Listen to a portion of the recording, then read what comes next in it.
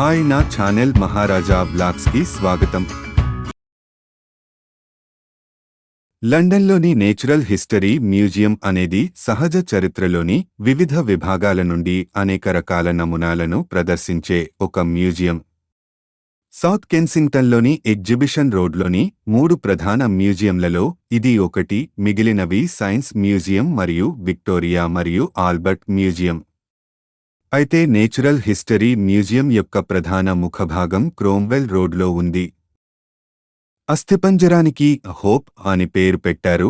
ఇది స్థిరమైన భవిష్యత్తు మరియు దానిని సాధించడంలో సైన్స్ పాత్రను సూచిస్తుంది.